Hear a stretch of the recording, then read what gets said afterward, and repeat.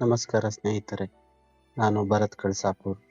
ತಂತ್ರಜ್ಞಾನ ನಮ್ಮ ದೈನಂದಿನ ಬದುಕಿನಲ್ಲಿ ಅನ್ನ, ನೀರು, ಗಾಳಿಯಷ್ಟೇ ಮುಖ್ಯವಾದ ಸಾಧನ ಎಂದರೆ ತಪ್ಪಾಗಲಾರದು. ಧನಾತ್ಮಕ ಮತ್ತು ಋಣಾತ್ಮಕ ಅಂಶಗಳು ತಂತ್ರಜ್ಞಾನಕ್ಕೂ ಹೊರತಾಗಿಲ್ಲ.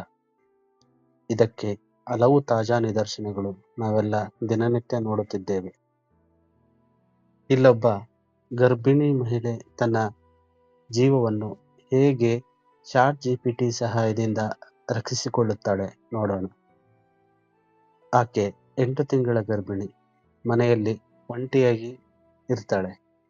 ಕುತೂಹಲಕ್ಕಾಗಿ ಮೊಬೈಲ್ ಕೈಗೆತ್ತಿಕೊಂಡು ChatGPT ತೆರೆದು ಮನಸ್ಸಲ್ಲಿ ಮೂಡಿದ ಪ್ರಶ್ನೆಗಳನ್ನು ಕೇಳುತ್ತಾ ChatGPT ನೀಡಿದ ಉತ್ತರಗಳನ್ನು ಓದುತ್ತಾ ಇರುತ್ತಾಳೆ.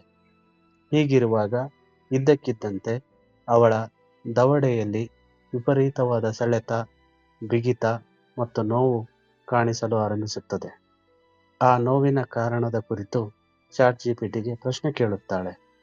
ಆಗ ChatGPT ರಕ್ತದೊತ್ತಡ ಪರೀಕ್ಷಿಸಿಕೊಳ್ಳಲು ತಿಳಿಸುತ್ತದೆ. ಗಾಬರಿಗೊಂಡ ಆಕೆ ತಕ್ಷಣವೇ ರಕ್ತದೊತ್ತಡ ಪರೀಕ್ಷಿಸಿ ನೋಡುತ್ತಾಳೆ. ಅದು ತುಂಬಾ ಆತಂಕಕಾರಿಯಾಗುವಷ್ಟು ಏರಿಕೆಯಾಗಿರುವುದು ಅವಳ ಗಮನಕ್ಕೆ ಬರುತ್ತದೆ. ಅವಳು ರಕ್ತದೊತ್ತಡ ಹೆಚ್ಚಾಗಿರುವುದಾಗಿ ChatGPTಗೆ ತಿಳಿಸುತ್ತಾಳೆ. ChatGPT ಅವಳಿಗೆ ತಕ್ಷಣವೇ ಹತ್ತಿರದ ಆಸ್ಪತ್ರೆಗೆ ದಾಖಲಾಗಿ ವೈದ್ಯಕೀಯ ಚಿಕಿತ್ಸೆ ಪಡೆಯಲು ತಿಳಿಸುತ್ತದೆ. ಆಗ ಆಕೆ ತಡ ಮಾಡದೆ ತಕ್ಷಣವೇ ಆಸ್ಪತ್ರೆಗೆ ತೆರಳುತ್ತಾಳೆ. ವೈದ್ಯರನ್ನು ಭೇಟಿಯಾಗಿ ತನ್ನ ಸಮಸ್ಯೆಯನ್ನು ಹೇಳಿಕೊಳ್ಳುತ್ತಾಳೆ.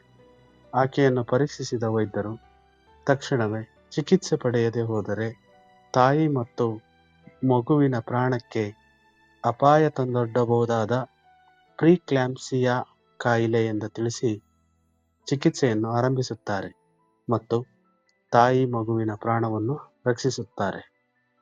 ನೋಡಿದ್ರಲ್ಲ ವೀಕ್ಷಕರೇ, ತಂತ್ರಜ್ಞಾನ ಆಪತ್ಕಾಲದಲ್ಲಿ ಹೇಗೆಲ್ಲ ನಮ್ಮ ನೆರವಿಗೆ ಬರುತ್ತದೆ ಎಂದು. ನಿಮಗೆ ಈ ವಿಡಿಯೋ ಇಷ್ಟವಾದಲ್ಲಿ ಲೈಕ್ ಮಾಡಿ, ಶೇರ್ ಮಾಡಿ, ಸಬ್ಸ್ಕ್ರೈಬ್ ಮಾಡಿ. ಹಾಗೆ ನಿಮ್ಮ ಆಪತ್ಕಾಲದಲ್ಲೂ ತಂತ್ರಜ್ಞಾನ ನಿಮಗೆ ನೆರವಾಗಿದ್ದರೆ ಕಮೆಂಟ್ ಮೂಲಕ ತಿಳಿಸಿ.